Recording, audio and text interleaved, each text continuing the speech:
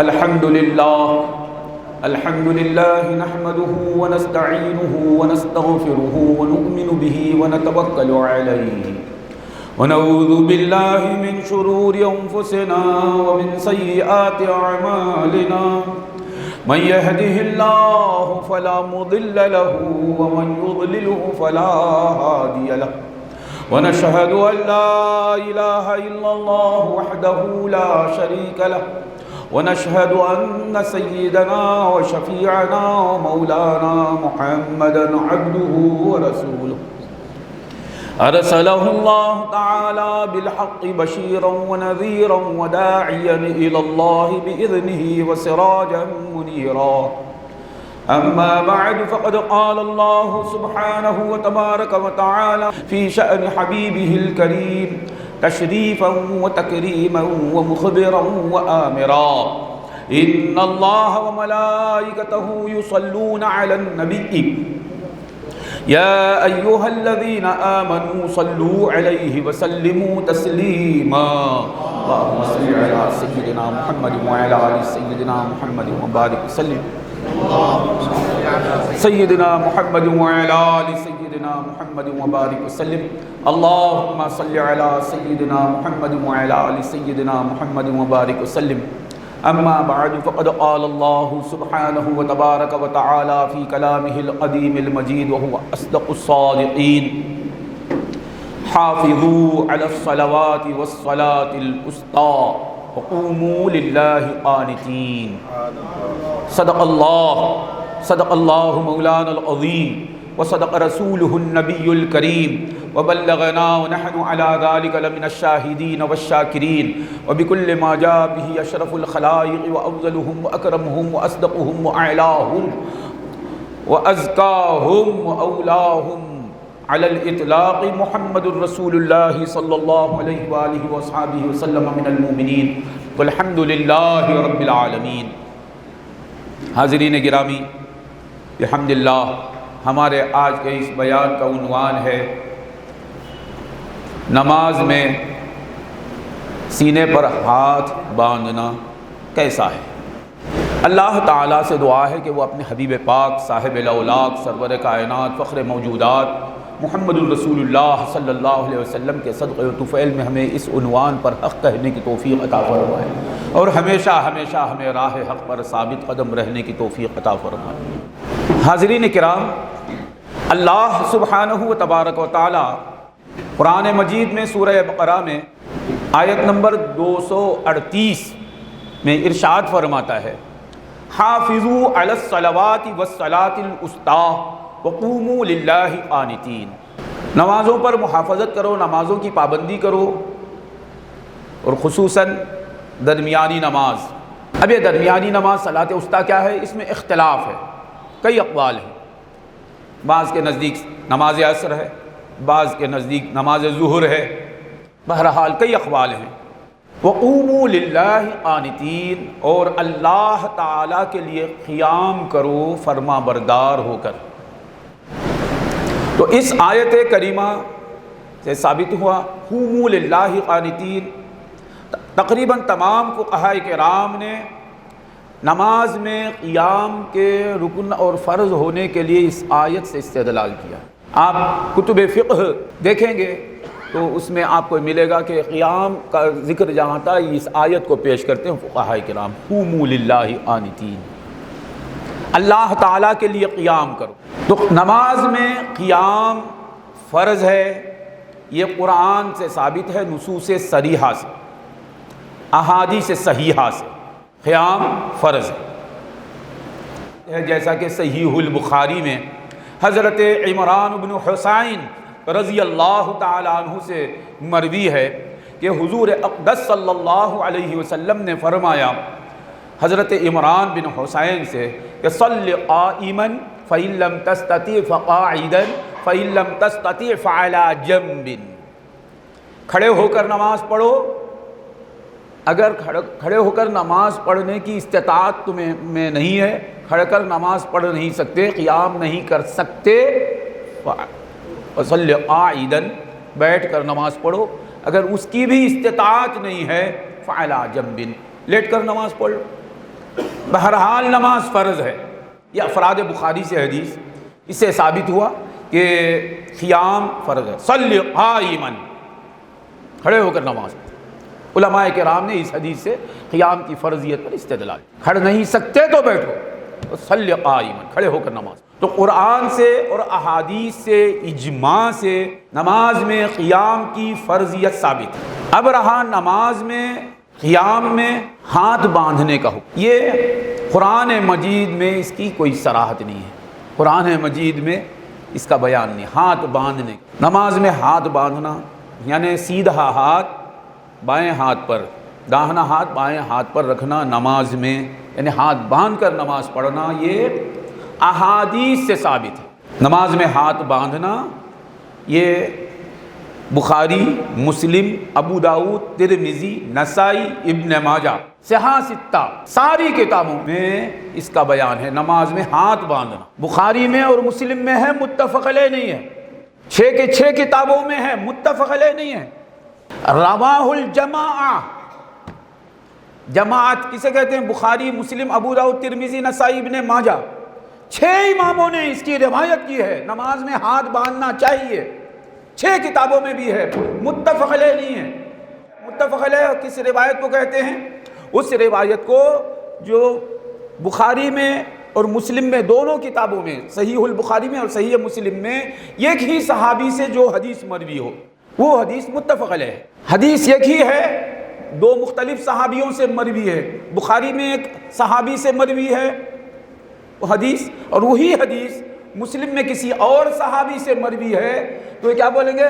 رواہ الشیخان ولیس بمتفق علیہ، متفق علیہ نہیں. اب یہ روایت صحیح ہے، نماز میں ہاتھ باندھنے کی روایت صحیح، کیونکہ بخاری میں ہے، مسلم میں ہے، ابو داؤد میں ہے، ترمذی میں ہے، نسائی میں، ابن ماجہ میں ہے، بیہقی میں ہے، دارمی میں ہے، دارقطنی میں ہے، طیالسی میں ہے.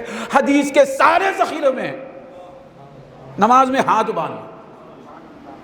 مسنون ہے، یہ تمام کتابوں میں ہے، متفق علیہ نہیں ہے. متفق علیہ کا درجہ اسے نہیں ہے، کیونکہ بخاری میں نماز میں ہاتھ باندھنے کا ذکر آیا ہے. سہل بن سعد ساعدی رضی اللہ عنہ فرماتے ہیں، بخاری روایت کرتے ہیں کہ کان الناس یؤمرون علی عہد رسول اللہ صلی اللہ علیہ وسلم ان یضع الرجل یدہ الیمنی علی یدہ الیسری فی الصلاۃ، کہ رسول اکرم صلی اللہ علیہ وسلم کے عہد مبارک میں لوگوں کو حکم دیا جاتا تھا کہ آدمی اپنا سیدھا ہاتھ اپنے الٹے ہاتھ پر رکھے نماز میں. تو ہاتھ باندھنے کا ذکر ہے. مسلم میں ہاتھ باندھنے کا ذکر ہے وائل بن حجر رضی اللہ تعالیٰ عنہ. صحابی مختلف ہیں، وہاں سہل بن سعد ہیں، یہاں وائل بن حجر ہیں. دونوں کتابوں میں حدیث ہے ہاتھ باندھنے کی.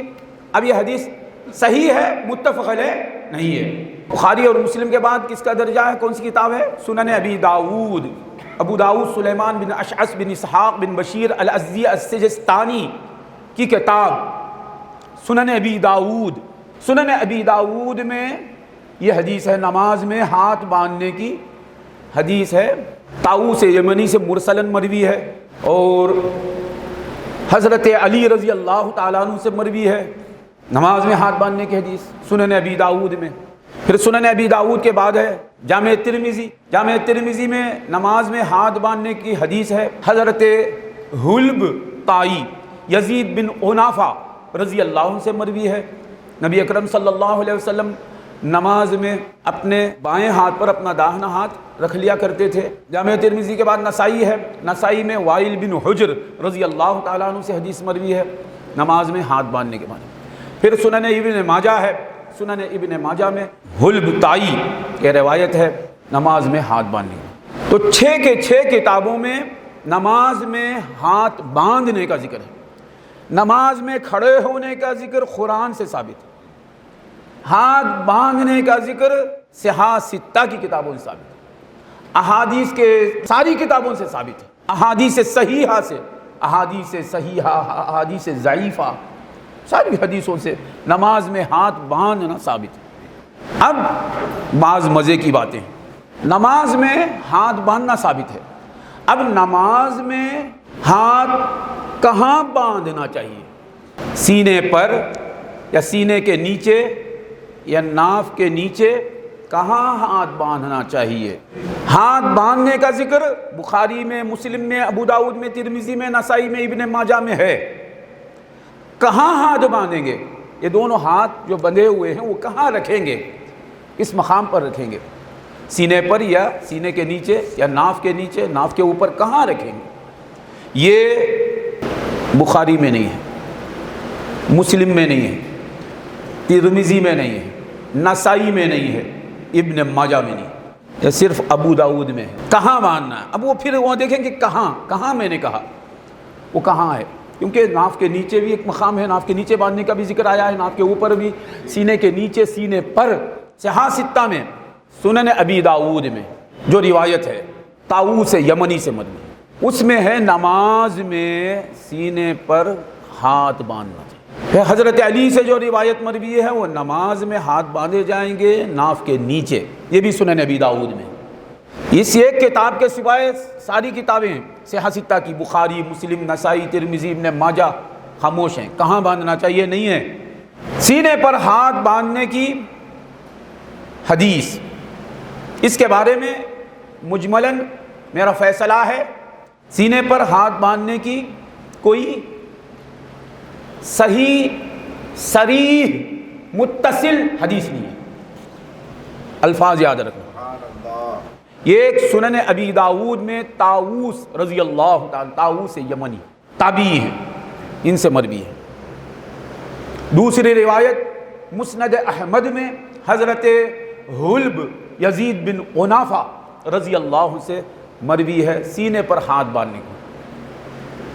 تیسری روایت صحیح ابن خزیمہ میں وائل بن حجر رضی اللہ عنہ سے مروی ہے سینے پر ہاتھ باندھنے کے بارے میں۔ ان کی سند میں کلام ہے، تو میں کہتا ہوں سینے پر ہاتھ باندھنے کی حدیث ہیں، ایک جگہ مرسل ہے تو ارسال کا ذوف ہے۔ مرسل کس حدیث کو کہتے ہیں؟ وہ حدیث جو تابعی رسول اللہ سے بیان کریں، تابعی کہیں کہ قال رسول اللہ صلی اللہ علیہ وسلم، یا فعل رسول اللہ صلی اللہ علیہ وسلم کذا و کذا، رسول اللہ صلی اللہ علیہ وسلم نے فرمایا۔ کون کہتے ہیں؟ تابعی۔ تابعی کسے کہتے ہیں؟ جو حضور اکرم صلی اللہ علیہ وسلم سے ان کی ملاقات نہیں ہوئی، صحابی سے ملاقات ہوئی، تو تابعی ڈائریکٹ رسول اللہ صلی اللہ علیہ وسلم سے روایت کریں تو اس روایت کو کیا کہتے ہیں؟ مرسل۔ تو مرسل جو ہے یہ غیر مقلدین کے نزدیک ضعیف کی قسم سے ہے، اس کی تفصیلات ہیں، غیر مقلد اسے ضعیف مانتے ہیں۔ دوسری مسند احمد کی سندن صحیح ہے، صریح نہیں ہے۔ پہلی حدیث مرسل ہے، دوسری حدیث مسند احمد کی سندن صحیح ہے، صریح نہیں ہے، صراحت نہیں ہے۔ اب سنیں گے تھوڑی دیر میں۔ تیسری حدیث صحیح ابن خزیمہ کی، صحیح ابن خزیمہ میں ہے، صحیح نہیں ہے، خدا کی قسم ہے صحیح ابن خزیمہ میں، صحیح نہیں ہے۔ پریشان ہو رہے ہیں یہ کیا بول رہا ہے؟ صحیح ابن خزیمہ میں ہے، صحیح نہیں ہے، یہ میری بات صحیح ہے۔ تین حدیثوں میں پہلی حدیث جو ہم نے بیان کی وہ سنن ابی داؤد کی ہے، مرسل ہے۔ تو مرسل کیا حدیث ہے کہ طاؤوس رضی اللہ تعالیٰ عنہ تابعی سنن ابی داؤد کی روایت میں فرماتے ہیں کہ کان رسول اللہ صلی اللہ علیہ وسلم یشد یدیہ ثم یضعہما علی صدرہ فی الصلاۃ۔ طاؤوس یمنی فرماتے ہیں تابعی کہ رسول اللہ صلی اللہ علیہ وسلم اپنے دونوں ہاتھ باندھ لیتے اور ان کو اپنے صدر مبارک پر، سینے پر رکھ لیتے۔ لفظ میں صراحت ہے، سند میں ارسال ہے، مرسل ہے۔ تابعی رسول اللہ صلی اللہ علیہ وسلم کے بارے میں بیان کر رہے ہیں، بیچ میں کون ہے؟ صحابی ہے یا اور کوئی تابعی ہے، کوئی تبع تابعی ہے، معلوم نہیں۔ تو یہ غیر مخلدین کے نزدیک ضعیف کی قسم سے ہے، مرسل۔ مسند احمد کی روایت سندن صحیح ہے اور متن مبہم ہے۔ وہ کیا ہے؟ امام احمد رحمۃ اللہ علیہ روایت کرتے ہیں یحییٰ بن سعید القطان سے۔ یحییٰ بن سعید القطان ثقۃ متفق علیہ، امام الجرح والتعدیل، ساری امت ان کی جلالت پر متفق ہے۔ یحییٰ بن سعید القطان سے روایت کرتے ہیں۔ یحییٰ بن سعید القطان روایت کرتے ہیں سفیان ثوری سے،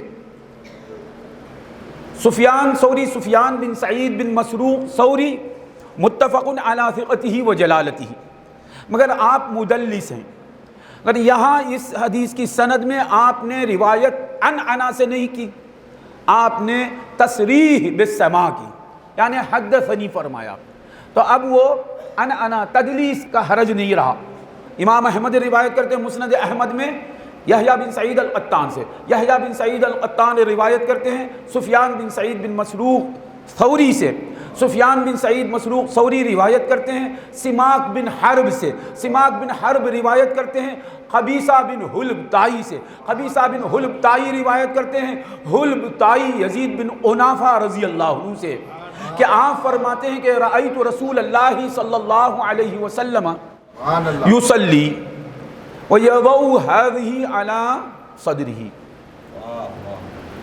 میں نے رسول اللہ صلی اللہ علیہ وسلم کو دیکھا، حلب تائی فرماتے ہیں میں نے رسول اللہ صلی اللہ علیہ وسلم کو دیکھا نماز پڑھتے ہوئے، يَضَعُ هَذِهِ عَلَى صَدْرِهِ، آقا نے یہ اپنے سینے پر رکھا۔ کیا فرماتے ہیں آقا نے؟ يَضَعُ هَذِهِ، ترجمہ کیا ہے؟ يَضَعُ هَذِهِ عَلَى صَدْرِهِ۔ اب یہ مصرح نہیں ہے، مفصل نہیں ہے، مبہم ہے، کیا اپنے سینے پر رکھا؟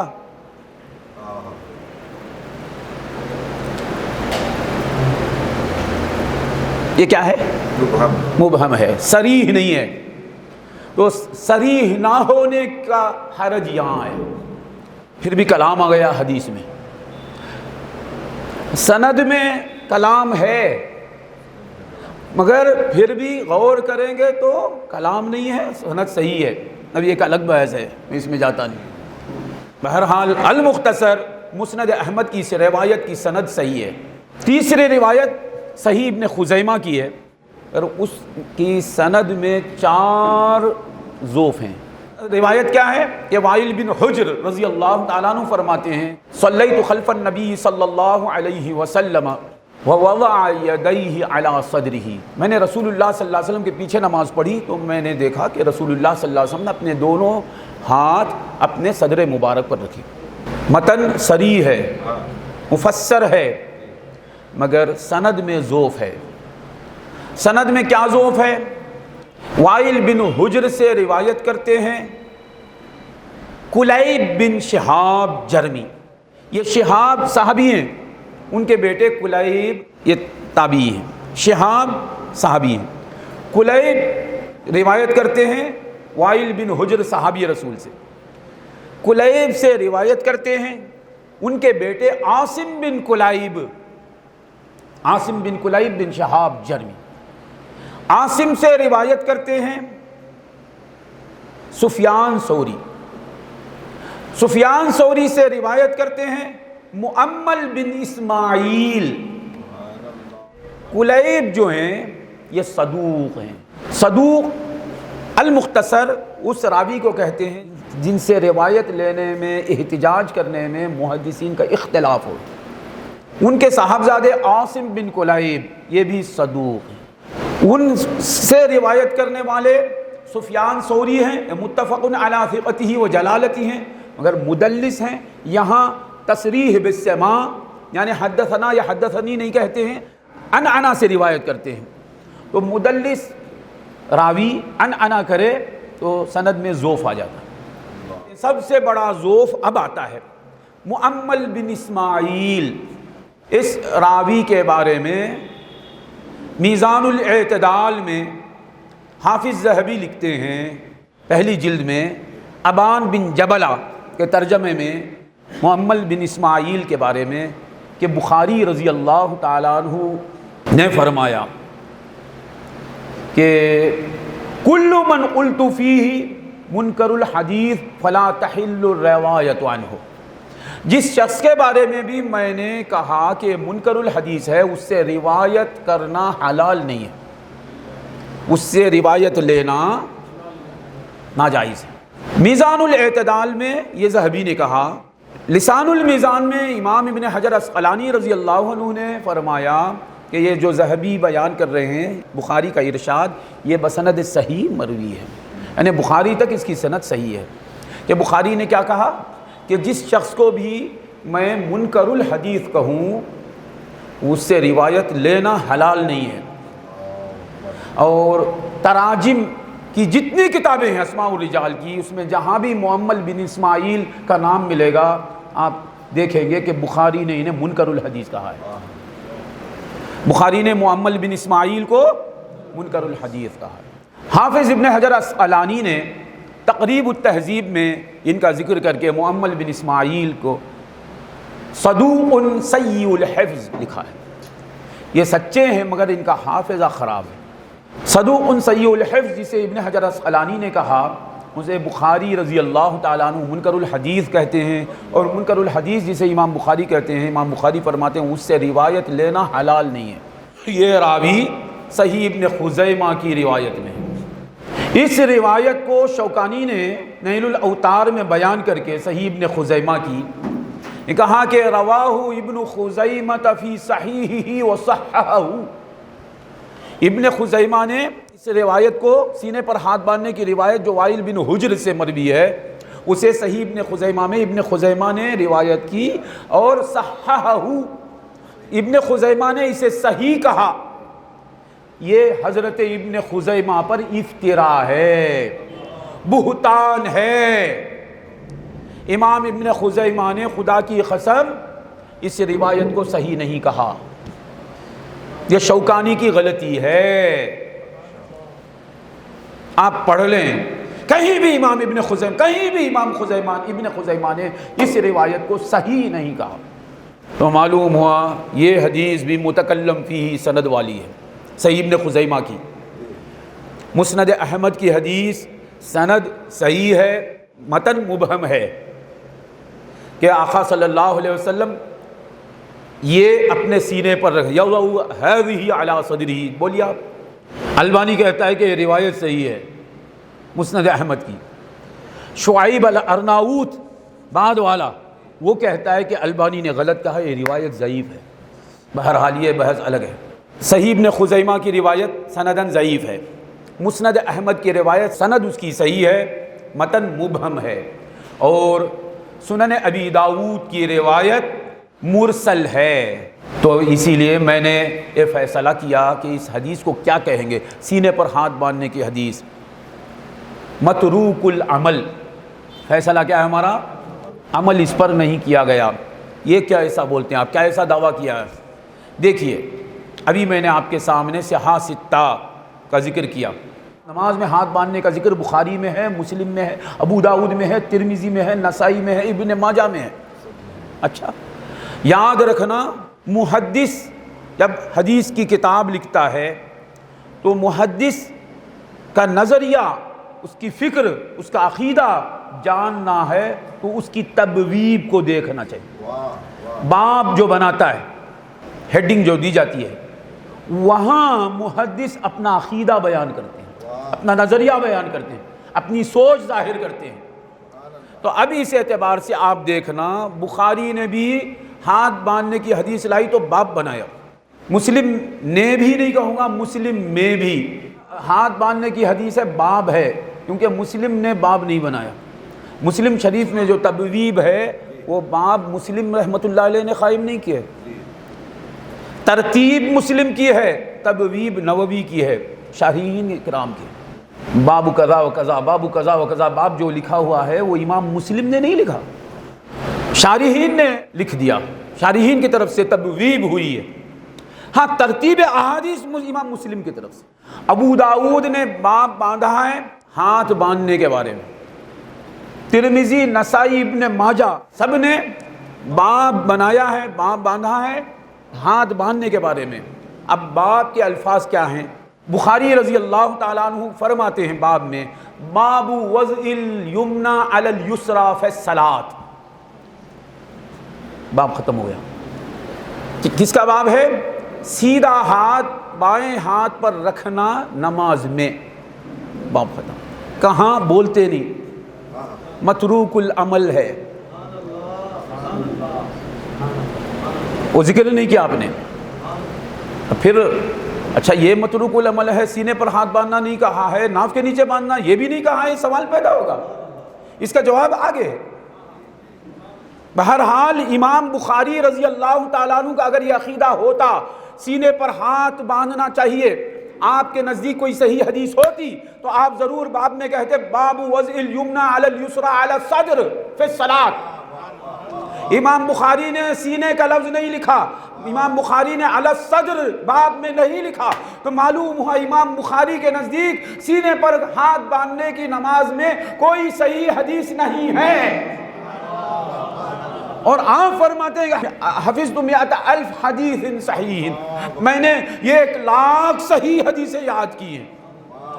1,00,000 صحیح حدیثیں یاد رکھنے والے امام بخاری کو صحیح حدیث نہیں ملی ہے سینے پر ہاتھ باندھنے کی، وجہ کیا ہے؟ نہیں، میرے امام اعظم نے ناف کے نیچے ہاتھ باندھنا ایسے ہی نہیں کہہ دیا، کیونکہ وہ امام اعظم ہیں، وہ حضرت احمد سے افضل ہیں، حضرت شافعی سے افضل ہیں، حضرت مالک سے بھی افضل ہیں۔ دیکھو اگر سینے پر ہاتھ باندھنے کا ذکر ہوتا، کسی محدث نے کسی حدیث کی کتاب میں ایسا باب نہیں بنایا سوائے یہ کہ، یہ ذہن میں رکھ لینا، اور وہ ایک جو ہے وہ سیاستہ کے اماموں میں نہیں ہے، یہ یاد رکھنا۔ وہ یہ کون ہے وہ آگے سنیں گے۔ بخاری نے فرمایا باب وضع الیمنی علی الیسری فی الصلاۃ، باب کس بات کا؟ سیدھا ہاتھ الٹے ہاتھ پر رکھنا، داہنا ہاتھ بائیں ہاتھ پر رکھنا نماز میں۔ کہاں؟ ناف کے نیچے یا ناف کے اوپر، سینے پر۔ یہ حضرت بخاری نے بیان نہیں کیا، اگر صحیح روایت ہوتی تو ضرور بیان کیا۔ آپ کس سے ڈرتے ہیں؟ اللہ اور رسول کے سوائے۔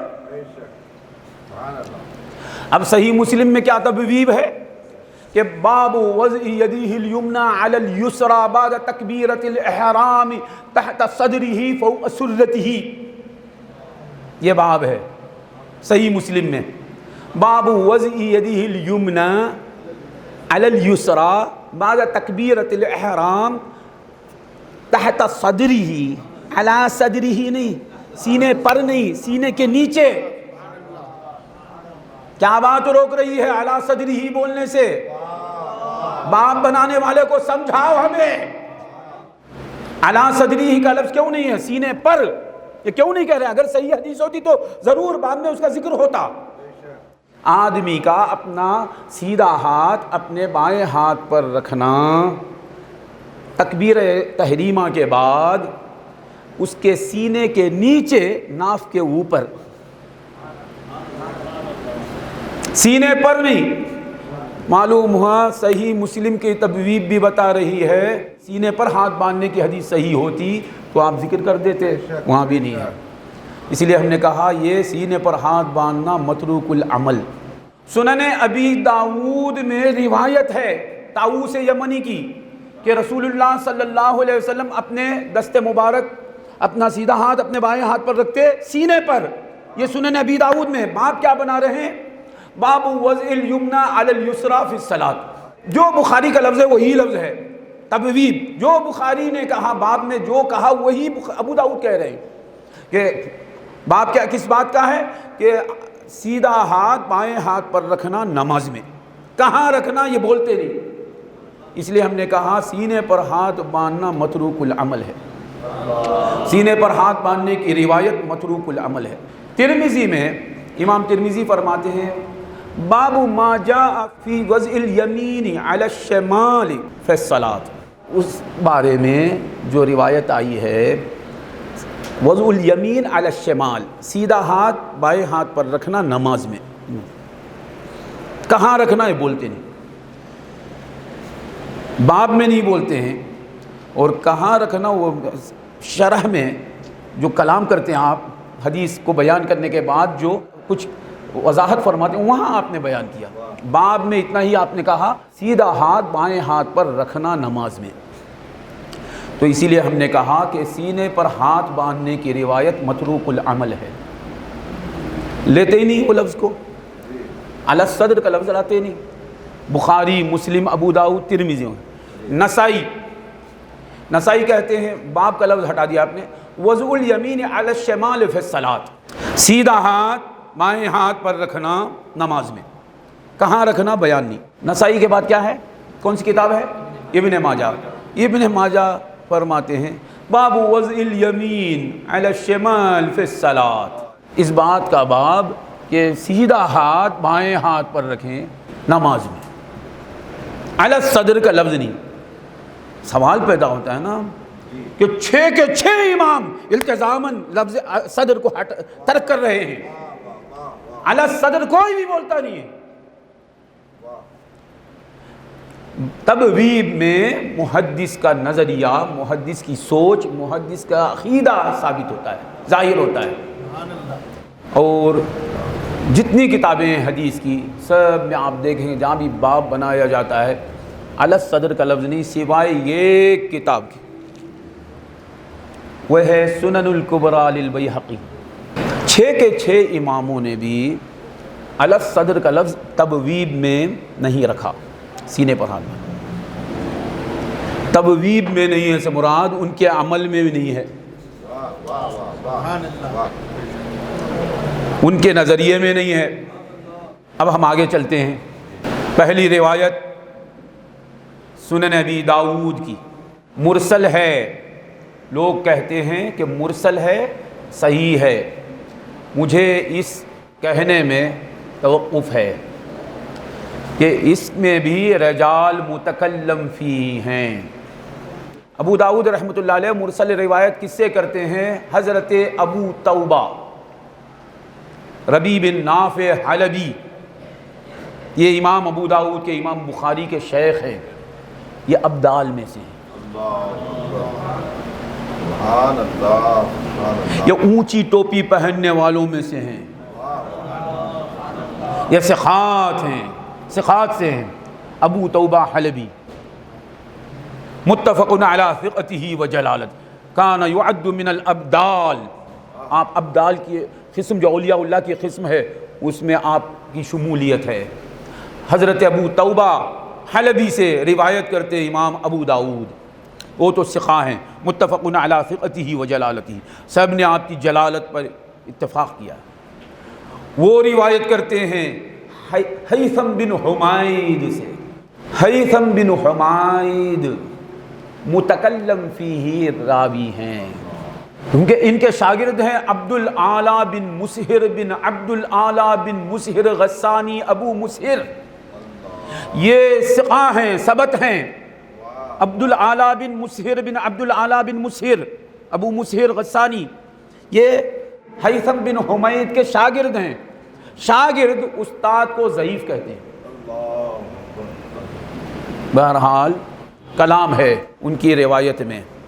وہ روایت کرتے ہیں ہیثم بن حمید ثور بن یزید حمصی سے، وہ ثقہ ہیں۔ ثور بن یزید حمصی روایت کرتے ہیں سلیمان بن موسیٰ اموی سے۔ سلیمان بن موسیٰ اموی کے بارے میں تقریب التہذیب میں لکھا ہے صدوق فی حدیثہ بعض لین وخولط قبل موتہ بقلیل۔ صدوق یعنی احتجاج کرنے میں اختلاف ہے محدثین کا، صدوق فی حدیثہ بعض لین، ان کی حدیث میں کچھ کمزوری ہے۔ وخولط قبل موتہ بقلیل، موت سے پہلے آپ کے حافظے میں خلل پیدا ہو۔ یہ ہے سلیمان بن موسیٰ اموی۔ تو رجال میں بعض رجال اس کی سند کے، ان میں کچھ نہ کچھ ضرور کلام ہے۔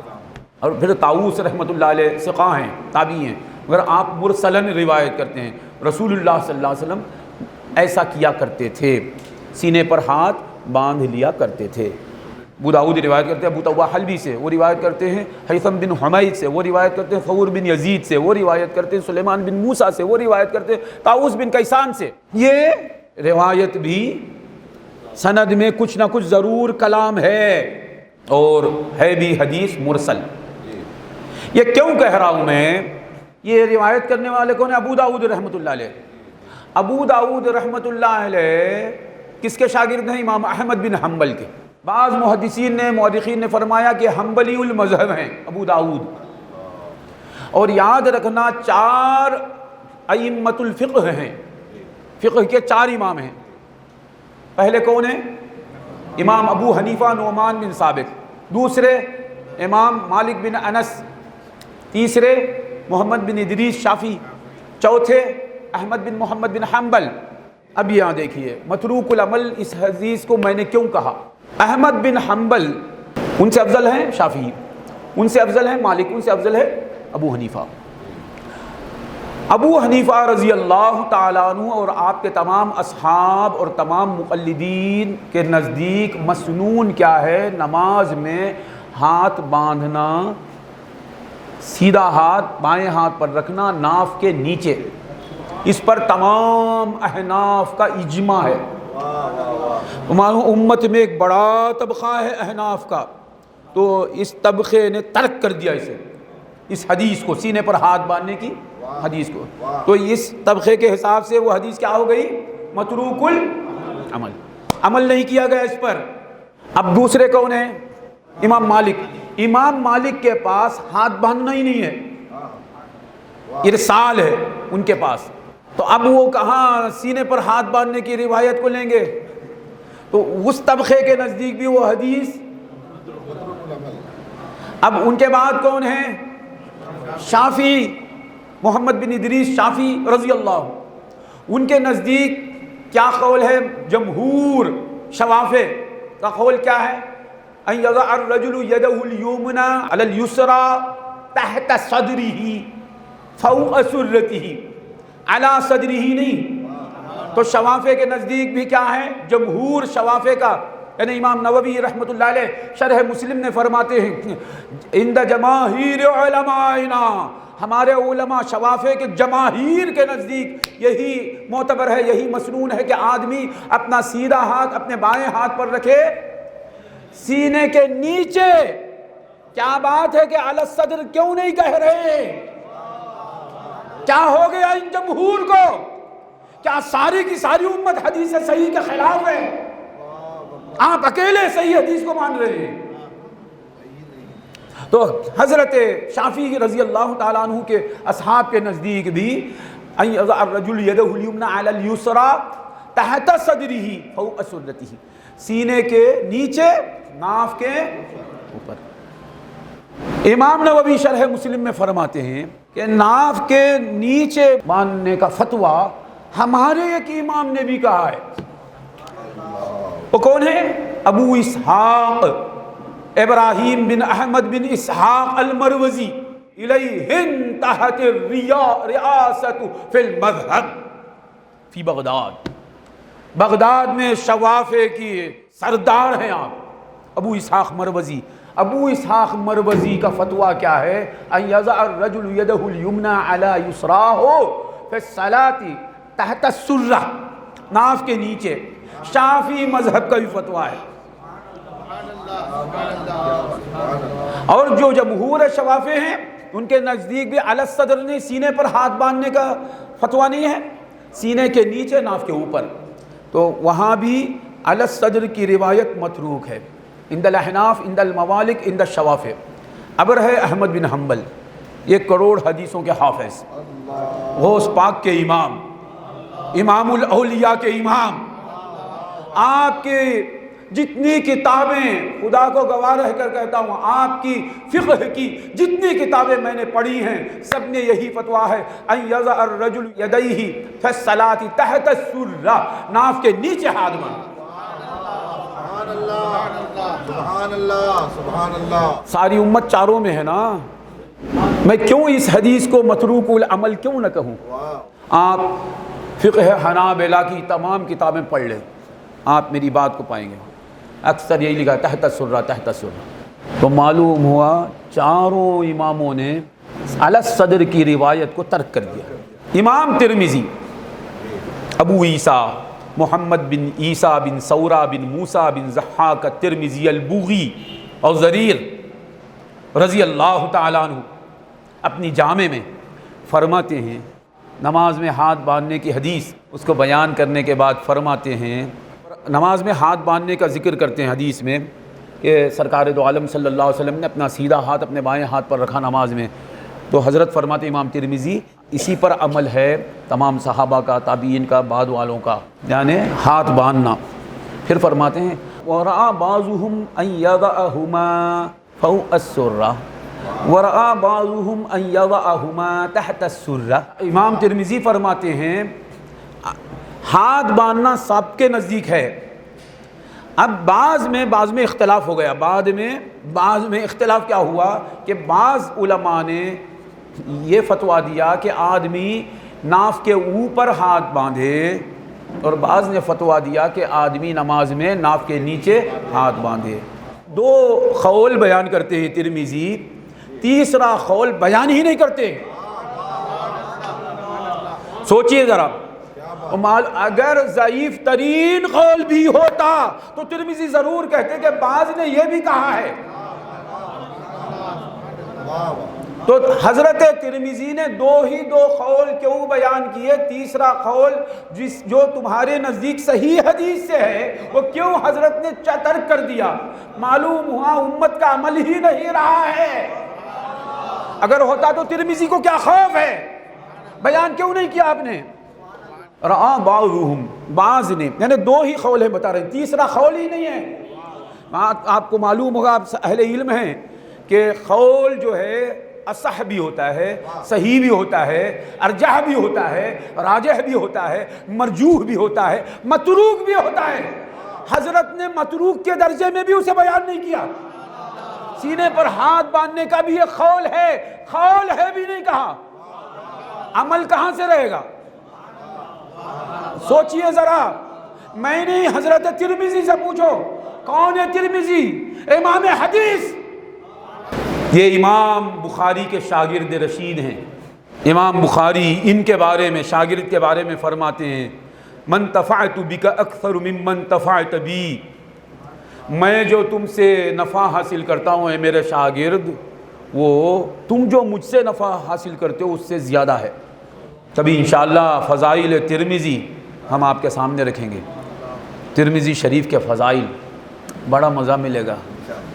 ہم تو دیوانے ہیں اس کتاب کے، بڑی لمبی بحثیں ہیں۔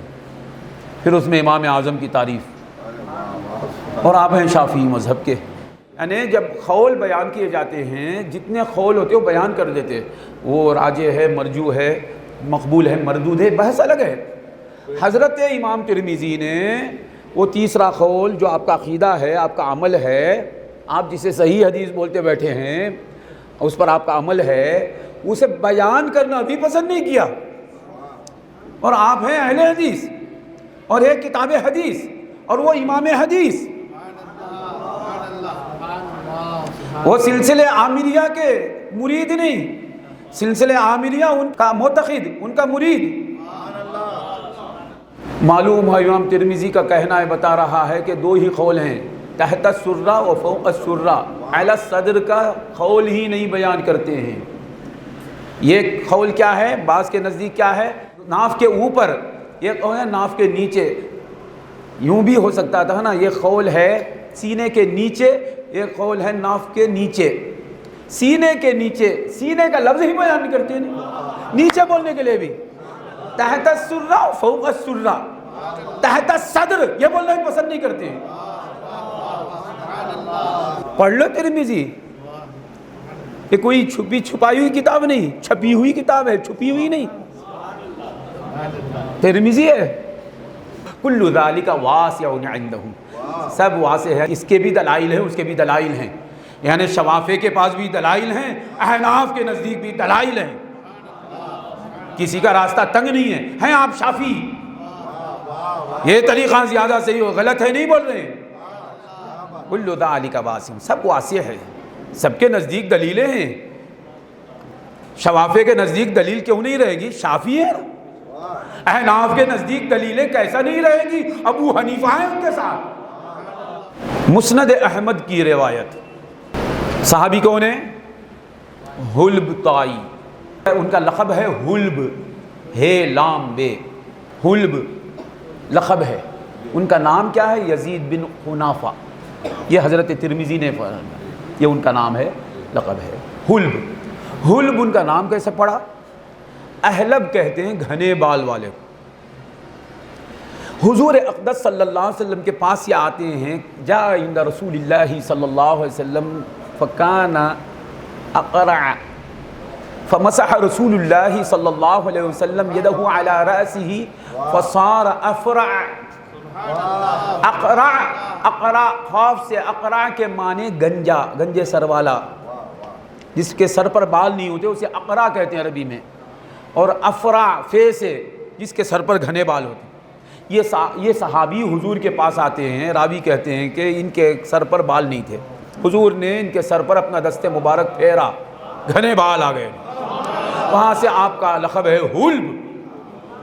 تو حضور کے صدقے میں جو بال آئے اس سے جو نام ہے اس نام سے مشہور ہیں۔ یزید بن خنافہ بیانی نہیں ہے، وہ صدقہ محمدی سے نسبت جس نام کو ہے وہ نام رکھ دیا، حلب تائی۔ تو حلب تائی سے روایت ہے کہ مسند احمد کی، رسول اللہ صلی اللہ علیہ وسلم کے پیچھے میں نے نماز پڑھی، رسول اللہ صلی اللہ علیہ وسلم کو میں نے دیکھا نماز پڑھتے ہوئے، آپ صلی اللہ علیہ وسلم نے یہ رکھا اپنے سینے پر، یضع هذه علی صدرہ، حضور صلی اللہ علیہ وسلم نے یہ رکھا اپنے سینے پر، مبہم ہے۔ یہ روایت کون کرتے ہیں؟ حلب تائی۔ یہ روایت اسی صحابی سے، یہ ہاتھ باندھنے کی روایت مسند احمد کے سوائے کئی کتابوں میں ہے، یہ رکھا اپنے سینے پر، یہ لفظ ہی نہیں ہے، تقریباً رجال وہی ہیں، یہ لفظ ہی نہیں ہے، مسند احمد میں فقط ہے، مسند احمد میں فقط ہے، اور کہیں بھی نہیں، خدا کی قسم یہ رکھا اپنے سینے پر، ایسا لفظ نہیں ہے، خدا کی قسم کہیں بھی نہیں ہے۔ مسند احمد میں حضرت حلب تائی سے روایت کرتے ہیں قبیصہ بن حلب، ان کے فرزند قبیصہ بن حلب سے روایت کرتے ہیں سماک بن حرب، سماک بن حرب سے روایت کرتے ہیں سفیان ثوری سے روایت کرتے ہیں یحییٰ بن سعید القطان، یحییٰ بن سعید القطان سے روایت کرتے ہیں امام احمد بن حنبل۔ تو یہ روایت کون کرتے ہیں؟ احمد بن حنبل۔ احمد بن حنبل کا فتویٰ کیا ہے؟ ناف کے نیچے ہاتھ باندھو، کیونکہ عموماً لوگ یہ کہتے ہیں بھائی وہ امام اس پر عمل نہیں کرتے، انہیں وہ حدیث نہیں ملی ہوگی، انہیں ان امام صاحب کو وہ حدیث نہیں ملے ہوگی جو ہمیں مل گئی ہے، اس لیے انہوں نے عمل نہیں کیا۔ اب ہم آپ سے پوچھتے ہیں، یہ حدیث ان کی کتاب میں ہے، عمل اس کے خلاف ان کا ہے۔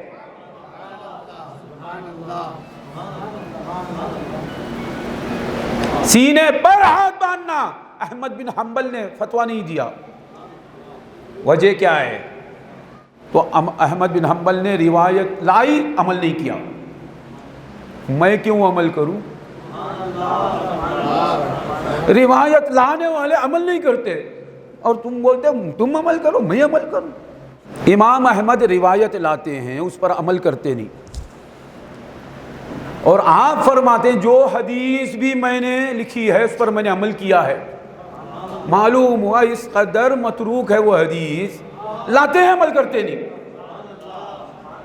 فتویٰ دیتے نہیں، اور آپ امام حدیث ہیں، 1 کروڑ حدیثوں کے حافظ ہیں۔ آج جا کر کتب حنابلہ، فقہ حنابلہ کی جتنی کتابیں پڑھ لینا، سینے پر ہاتھ باندھنے کا فتویٰ امام احمد نے کہیں دیا ہے تو لا کر مجھے سنا دے۔ امام احمد روایت لاتے ہیں اور اس پر عمل نہیں کرتے، وجہ کیا؟ ایک وجہ جو مجھے سمجھ میں آتی ہے، کیونکہ امام احمد کی سوچ ہے۔ امام احمد یہاں کس سے روایت کرتے ہیں؟ یحییٰ بن سعید القطان سے۔ یحییٰ بن سعید القطان کس سے روایت کرتے ہیں؟ سفیان ثوری سے۔ سفیان ثوری روایت کرتے ہیں سماک بن حرب سے۔ تو سفیان ثوری سے روایت کرتے احمد بن حنبل۔ سفیان ثوری کا قول کیا ہے کہ ان یضع الرجل یدیہ تحت سرتہ، آدمی نماز میں اپنے دونوں ہاتھ ناف کے نیچے باندھے۔ استاد ہیں امام احمد کے، استاد کے استاد ہیں، تو سفیان ثوری کا فتویٰ کیا ہے؟ ناف کے نیچے ہاتھ باندھنا۔ روایت لاتے ہیں سماک بن حرب سے، سنتے ہیں سفیان ثوری فتویٰ ناف کے نیچے ہاتھ باندھنے کا دے رہے ہیں، تو جو روایت بیان کرتے ہیں وہ عمل نہیں کرتے، میں کیوں عمل کروں؟ سفیان ثوری کا فتویٰ کیا ہے؟ ناف کے نیچے ہاتھ باندھ۔ اسحاق بن راہوی کا فتویٰ کیا ہے؟ ناف کے نیچے ہاتھ باندھ۔ سینے پر ہاتھ باندھنے کا فتویٰ کسی نے بھی نہیں دیا، نہ احناف نے دیا، نہ وہ موالک نے دیا، نہ شوافع نے دیا، نہ حنابلہ نے دیا، تو سب نے اسے ترک کر دیا۔ اب ناف کے نیچے ہاتھ باندھنا، یہ حدیث کہاں ہے؟ یہ سنن ابی داؤد میں ہے۔ کہاں ہے؟ جس سنن ابی داؤد میں سینے پر ہاتھ باندھنے کی روایت ہے، ناف پر ہاتھ باندھنے کی روایت بھی وہی ہے، صحاح ستہ میں اور کہیں بھی نہیں ہے۔ ناف کے نیچے ہاتھ باندھنے کی روایت نہ بخاری میں ہے، نہ مسلم میں ہے، نہ ترمذی میں ہے، نہ نسائی میں ہے، نہ ابن ماجہ میں ہے۔ وہ کہاں ہے؟ اسی کتاب میں ہے جس کتاب میں صحاح ستہ کی سینے پر ہاتھ باندھنے کی روایت ہے، طاؤوس یمنی کی، اسی کتاب میں ناف کے نیچے ہاتھ باندھنے کی روایت ہے، حدیث ہے۔ اور وہ حدیث جہاں بھی ملے گی آپ کو عبد الرحمن بن اسحاق بن حارث الواسطی الکوفی کی روایت سے ہے۔ یہ عبد الرحمن بن اسحاق بن حارث الواسطی متفق علی تضعیفہ، سب کے نزدیک وہ راوی ضعیف ہے۔ اس کی سند میں یہ راوی ہیں، حضرت علی سے روایت ہے کہ من السنت ان یضع الرجل کفہ علی الکف تحت السرہ فی الصلاۃ، سنت سے ہے کہ آدمی اپنی ہتھیلی ایک ہتھیلی پر رکھے، ہاتھ ایک ہاتھ پر رکھے نماز میں ناف کے نیچے۔ یہ روایت سنن ابی داؤد میں ہے اور دیگر کتابوں میں ہے، یعنی صحاح ستہ کے سوا کتابوں میں ہے۔ تو کون راوی رہے گا؟ یہ راوی راستے میں ضرور رہے گا۔ کون ہے؟ عبد الرحمن بن اسحاق، یہ راوی نہیں، یہ ان کے ضعیف ہونے پر اجماع ہے، اتفاق ہے۔ تو وہ ناف کے نیچے ہاتھ باندھنے کی روایت ضعیف ہے۔ سینے پر ہاتھ باندھنے کی روایت متروک العمل ہے۔ سینے پر ہاتھ باندھنے کی روایت کو آپ صحیح کہہ رہے ہیں، ساری امت نے اسے ترک کر دیا ہے۔ اور ناف کے نیچے ہاتھ باندھنے کی روایت کا راوی ضعیف ہے، امت کی اکثریت نے اس پر عمل کیا ہے۔ تو ہم کیا کہتے ہیں؟ نماز میں سینے پر ہاتھ باندھنے کی روایت متروک العمل ہے، نماز میں ناف کے نیچے ہاتھ باندھنے کی روایت معمول بہا ہے، وہ حدیث معمول بھی ہے، امت نے اس پر عمل کیا ہے۔ تو غیر مخلد جس روایت پر عمل کرتے ہیں وہ متروک العمل، اس میں بھی ضعف ہے، اس میں بھی ضعف ہے۔ ہم جس روایت پر عمل کرتے ہیں اس کی سند میں بھی ضعف ہے، تم جس روایت پر عمل کرتے ہو اس کی بھی سند میں متن میں کلام ہے، دونوں میں کلام ہے۔ ہم میں تم میں ہاں فرق کیا ہے؟ تم جس حدیث پر عمل کرتے ہو وہ متروک العمل، اس پر امت نے عمل ترک کر دیا۔ ہم جس ضعیف حدیث پر عمل کرتے ہیں وہ معمول بھی ہے، امت کی اکثریت نے اسے اختیار کیا ہے۔ تو اس اعتبار سے ناف کے نیچے ہاتھ باندھنے کی روایت معمول بھی ہے، کہ جیسا کہ آپ کو معلوم ہے احناف کے نزدیک ناف کے نیچے ہاتھ باندھ، شوافع میں یہ کہ امام ابو اسحاق مروزی کے نزدیک ناف کے نیچے ہاتھ باندھ، حنابلہ کے نزدیک ناف کے نیچے ہاتھ باندھ۔ تو معلوم ہوا امت کی اکثریت کے نزدیک یہ حدیث ناف کے نیچے ہاتھ باندھنے کی حدیث معمول بھی ہے۔ تو کبھی کبھی حدیث سندن ضعیف رہتی ہے، امت کا عمل اس پر رہتا ہے۔ تو جمہور کے راستے پر ہم چل رہے ہیں، اور کہیں کہیں حدیث سندن صحیح ہوتی ہے، امت کا عمل نہیں رہتا اس پر، کہ اس کے وجوہات ہوتے ہیں۔ اب دیکھیے حضرت امام ابن ابی شیبہ مصنف ابی شیبہ میں روایت لاتے ہیں کہ حضرت ابو مجلس تابعی ہیں، بسند صحیح ان سے مروی ہے، ان سے پوچھا گیا کہ نماز میں ہاتھ کہاں باندھا جائے؟ فرماتے ہیں ناف کے نیچے۔